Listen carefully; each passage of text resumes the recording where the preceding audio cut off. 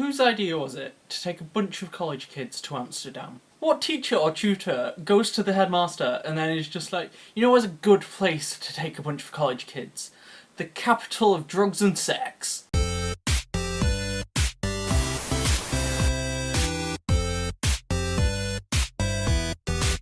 Also, my family found this channel recently.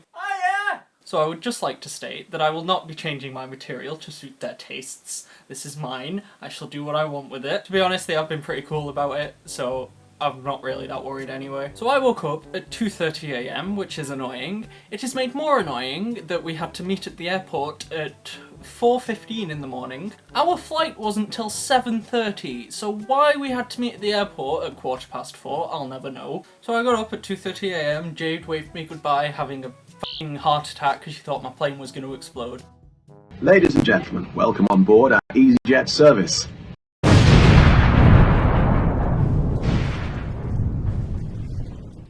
Packed myself a Squares bar that was downstairs because I just couldn't be bothered to make breakfast, and off I went. My dad works at the airport, so his plan was to take me to the staff car park and then we'd get on a bus and that would take us to the terminal I needed to go to. Eventually we got there and I met up with everyone from college. We just needed to wait for one teacher after I arrived. So it wasn't that long of a wait, and then we got through really easily. We all put our liquids into bags and went through security very easily. I say all of us. My friend Abby got stopped because she left toothpaste in the bag. And she got really stressed that she had to take her boots off. It's not that much work, Abby. Also, while we were in the airport, one of the people that we were flying with was asking Abby where I was, and she said I was in the bathroom. And then he just went, "Oh, classic Matthew. They're peeing, that classic thing I do. Oh. It's my trademark move." When we got through airport security and we were where all the shops are, there was this advert for a car hire place, and there was a car dangling from the ceiling. It's not a real car, obviously, but it's still very unsettling having this thing just dangle over you while you wait for your plane. And while we were waiting for the plane, I was with Abby, and she was running around the airport trying to find a Costa, and that's what she was doing the whole trip, and couldn't find one, and just spent the whole time complaining about Starbucks. The plane ride was really smooth, and then we got off and got all our stuff and went to the airport and got through security and all that. And straight away we had to buy a €30 travel ticket. That was a fun dip into my bank account. The train station was in the airport. We're waiting for about 10 minutes for our train, and then the tannoy comes on and says, "We regret to inform passengers that the next train will be a small train. Sorry for the inconvenience." Well, that's good news for us, a class trip in Amsterdam, having no idea where we're going, and we have to get this train to get to our hotel. Unlike the UK, where a small train is about 2 carriages, a small train in Amsterdam is a double-decker, 8-carriage train. What? We arrived there at about 12 in the afternoon. So what we did was we put all our luggage with them. They put some stickers on it to make sure that they know it's ours and we're not just thieves. Me and Abby found a photo booth, which we used a lot. The lobby was really cool, so there was this breakfast bar, and then there was arcade games and a Mario game that we wanted to play and completely forgot about until we actually left. Side note, Amsterdam is bloody windy.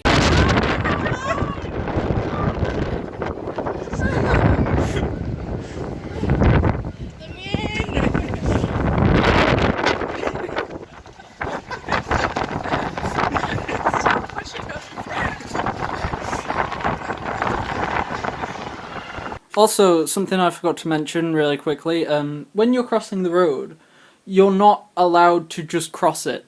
Like, you have to wait for the little green man on the traffic lights, or you have to wait for the traffic people to tell you to cross the road. Basically, the Dutch, very polite people. So the first thing we decided to do, since we couldn't check in, was go get some lunch, and we went to this pasta, pizza, steak place.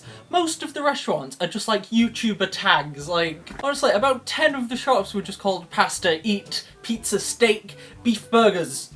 Like, that was the name of the restaurant. Anyway, so since there was a lot of us, we were all kind of spread out. I had my first dinner date with this lovely man from our class. Sorry, Jade. It was very romantic. We shared the garlic bread. We had pizza each because we're fat f***s. It was great. So then we got some free time to wander around, do what we want, and then we had to meet up at the Palace of the Dam. And off we did. Gonna be honest, not really my thing. I found it quite boring and repetitive. I feel like I've offended some people, very sorry. I suggested we all had a big game of hide and seek or manhunt in this big palace that there was nothing to do in. Not everyone else seemed keen, so although me and Abby were wandering around pretending that we were royalty, like the grown-ups that we are, once we finished in there we were all waiting outside, and then there was this street performer who was dancing around, and he was wearing this bright, vibrant puffer jacket coat rainbow thing, very descriptive, Matthew, beige scarf, beige boots, black pants, and he was dancing around doing the weirdest things, such as... When I'm in the pub. The bankers to the head. Don't hear me watch.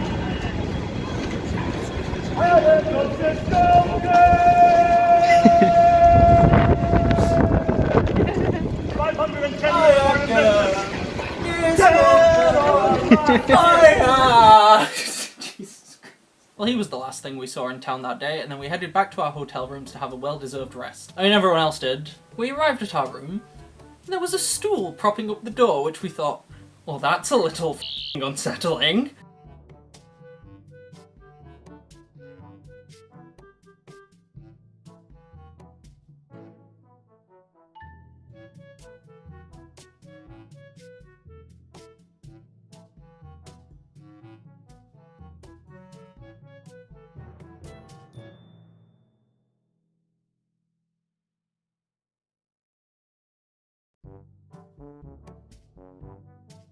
So we peeked in, and basically they hadn't cleaned our room yet. They were supposed to be ready at 2, but they said come check in at 5 o'clock. We arrived there at 7 o'clock, so you know.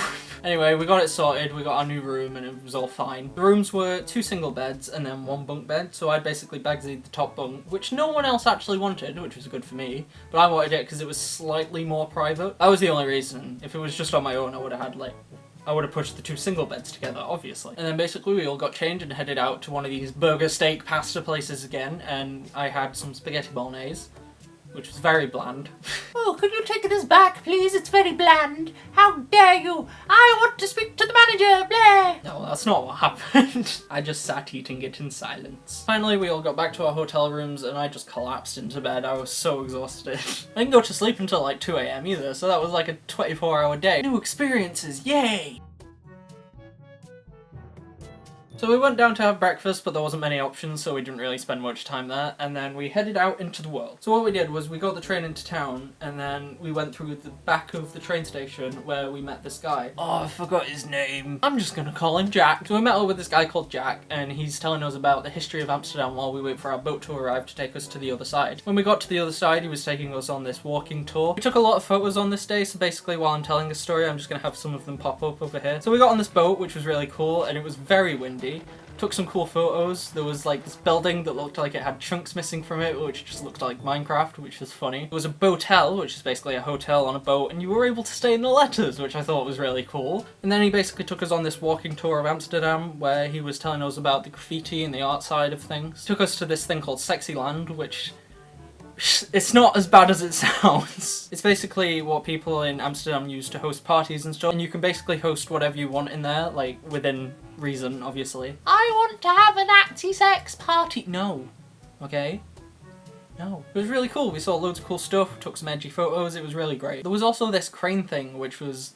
it was called a tree house, but obviously it's not a tree house. But it's really cool, and I wish I could stay there. Like, it looks awesome to stay in. We went to this art agency, and they were like, if you could make something creative to represent this trip, what would it be? And we decided a mural on a train, and we were explaining to some of the people that didn't see the fire guy what he was, and we put him on the train. I took some photos of the designs we did, I'll put them on here. We also went to this art museum, which again, I found pretty boring, but there was some cool things in there that I can't actually remember. There was this band playing outside, and Abby wanted to get a picture with them with a Polaroid camera, but she wanted it from across the street because aesthetic. And every time she tried to take this photo, like, a group of school kids or a family would just come along and stand in her way, which I found quite amusing. She did not. Me and Abby, we also wanted to get this photo on a bridge, but then the person who was taking the photo, like, she wasn't happy with the ones we were taking of her, so she took forever to decide which one she liked, and then when it was time for us to take our photo, the whole group was like halfway across the street, and they were like, no, come on, it's time to go! So we didn't get our cool photo, which was annoying, because it was really nice scenery. We wanted it on this bridge, and there was loads of lights in the background, and it was awesome. Basically, with this travel card we bought, you have to scan it as you go through, and it makes this really cool boop boop noise. I did boop boop, oh no, wait. It makes this boop boop noise. And basically, we both said it at the same time when we were going through. It was like in sync and really cool, so then every time we walked through these synths, we tried to do the same thing, and it just didn't happen. So again, we had some free time in town, and then after that, we went on a boat tour, which, I shit you not, used every single YouTuber music in it. Like, you know the... and yeah, those, it used all of them. All of them. And while we were on this boat tour, someone else's barge had blocked the pathway we were going on, and it was covering this tunnel, and we couldn't go through. So the guy driving the boat got on the tannoy and said, We are going to try and move the boat, but if we can't, we're going to have to turn back around, and it will add an extra 40 minutes onto your journey. That was really fun. But this guy, he managed to do it. He was like pulling the boat all the way across the water and tying it up to a post all on his own, which was awesome. He's just a unit, basically, which is a phrase I have never used before and never will again. So when we got back to the hotel, I really needed the loo, but I didn't want to stink up the apartment that I'm sharing with 2 other people, because I'm a nice guy like that. So I went downstairs to use the public one, and then they told me to go upstairs and fuck off. Not because of anything I'd done, because I wasn't wearing shoes, because I hadn't thought to do that. They were like, "No, it's a health and safety thing. Go back upstairs now." Right, fine. I went back upstairs. Didn't use the loo until the next day, where I skipped breakfast for it, just to do that. It's Matthew, because people really want to hear what you're doing in your spare time using the loo. Then basically, when it was time for bed, Abby just came knocking on the door and annoying one of my roommates, which were just quite funny, as he was like a grumpy old man answering the door. "Who's that at the door? Don't they know what time it is?"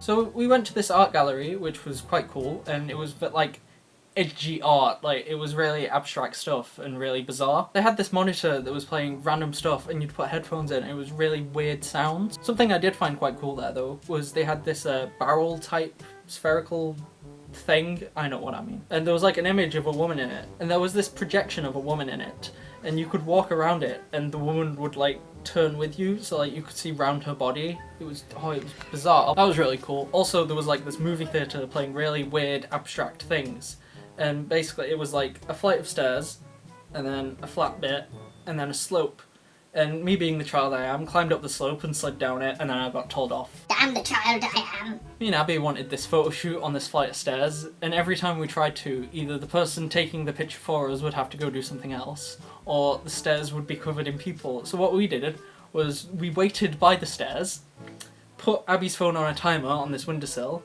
and then when people would go away, we would run on the stairs, take a picture real quick, the flash would go off, and then we'd run all the way down to look at the photo, see if it was good, and then if it wasn't, repeat. There's also these like funhouse mirrors. They were pretty cool. So when we'd finished in there, we went to go get food, and we got some hot dogs from the stand because the place we were going to had run out of bread. We got hot dogs and went and sat on this park, took some cool Polaroid photos while we were waiting. Then we went to the gift shop to meet up with everyone. And who did we meet? Fire Guy! Hey! What are the chances? We were like on the other side of town, like 3 train rides away. It was such a weird coincidence. So when we had finished our day, we went to the airport, got through security fine, again except for Abby because she had an iPad and they didn't recognise the battery. Abby's not the best person to travel with in an airport, I'm starting to realise. As we wait for our plane, we're all sat around, exhausted, tired, just waiting for our flight so we can go home. And a mouse was running around the airport, which I thought was really cute. I didn't find it, Abby found it, scuttling around. I wanted to meet it. Basically, our flight had been delayed by like 2 hours. I think we were supposed to get on the plane at 8 o'clock. And then it was delayed by strong winds because Hurricane Clara? I've been watching too much Doctor Who. Hurricane Kira? Kira? Anyway, that big hurricane in the UK, yeah, that. So there was lots of strong winds, and I think we were one of the last flights out of Manchester, like, go into Amsterdam because of that. Anyway, we were all waiting in this area, and then we were told we had to go to another area for our flight. Just one problem. One of the girls from the group had gone to the toilet, which meant we all had to run across to the airport to catch a flight they said was happening now. So me and Abby grabbed all our stuff and one of the teachers waited for her and we all ran to the other side of the airport. We got to the other side of the airport. Yeah, the flight's not for another hour. Sick! Basically, we're all waiting. Me and Abby decided to watch Shark Boy and Lava Girl, like the cool kids we are, because what else can you do to pass the time? And then while we were waiting for a plane, we basically just stole someone else's plane. I don't know how allowed that is. There was a flight that was supposed to be going somewhere else with a bunch of people that had been lining up for hours for it. And then they just put us on that flight. I felt awful. I mean, not that awful, I was pretty tired, but still. So we were all exhausted on this flight home. I think spending that much time together had just worn us all out, because we don't know each other in our class super well. So I think spending all that time together was just a bit like, Okay, social energy depleted, please may I go home. It was a very bumpy flight home. I don't know why, but the pilot was telling us it is essential that we take off before 10 PM Amsterdam time, and it is very important that we do. We took off at 9:58. Well, our plane landed about 10:15 UK time, and then we all went home, exhausted, shattered. Then when I got home, I couldn't sleep at all. I stayed up till about 3 in the morning. My dog was very happy to see me, which was great. That made me feel really good because I'd missed her more than anything in the world. And that was my trip to Amsterdam. I'm fully aware I've probably missed out some very important details. Like, I wrote down notes and everything to make sure I didn't. But knowing me, I probably have. So if I have, I will leave them in the description. Thank you for watching, and I shall see you all in the next video. Goodbye! So I went to Amsterdam the other day. Let's talk about that.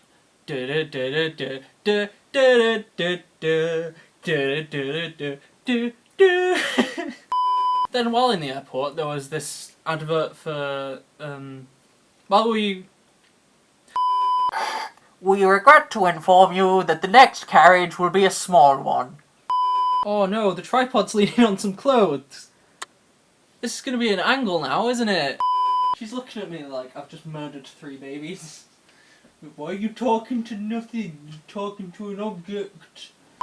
Our flight wasn't till 7. Plane ride was fine, we arrived there pretty smoothly, and then we all disembarked, and then we got our stuff, and blah blah blah blah blah blah blah.